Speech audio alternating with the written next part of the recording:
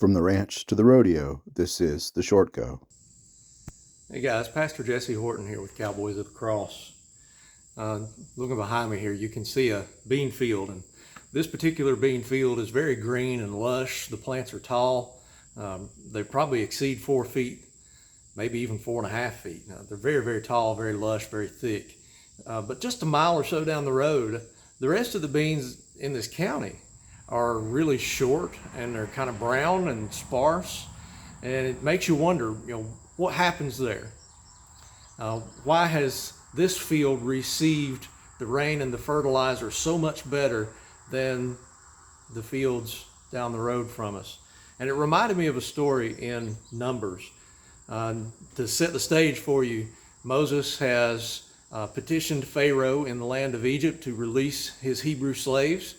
And in doing so, that angered Pharaoh. So Pharaoh made their labor harder, and the people complained. Moses, why don't you just leave it alone? And when they finally were let go after the 10th plague, Pharaoh decided to change his mind last minute and chased them all the way to the Red Sea.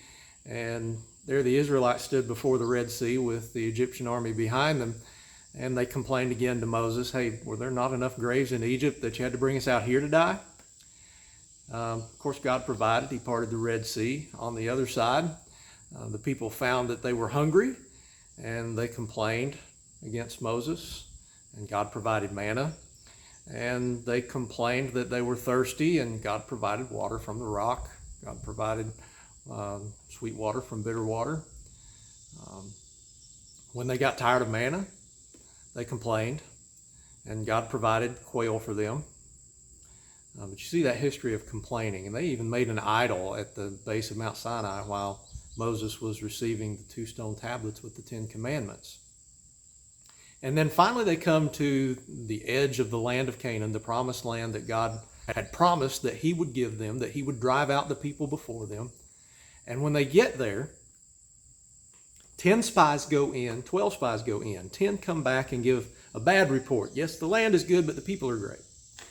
And then 2 spies of those 12, they come back with the good report. Yes, the land is good. Yes, there are people there, but God has already promised us the land. He will drive them out before us. Let's go and take it.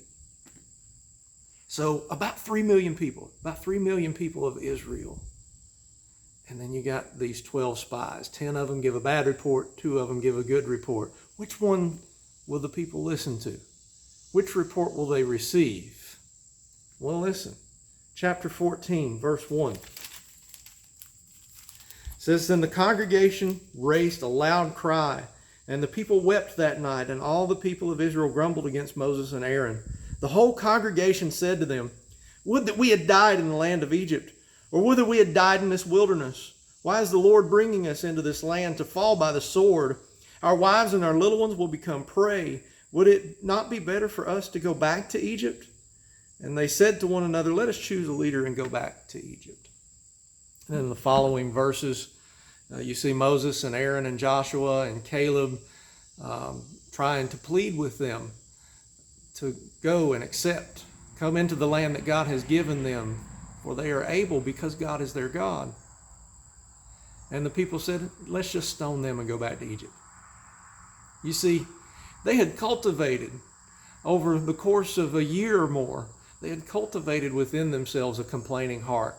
They were always prepared to receive the bad news. They were always prepared to receive a bad report.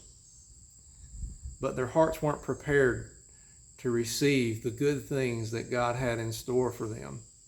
You see, a complaining heart sets us up to always be complainers, to always receive bad reports about others, about situations.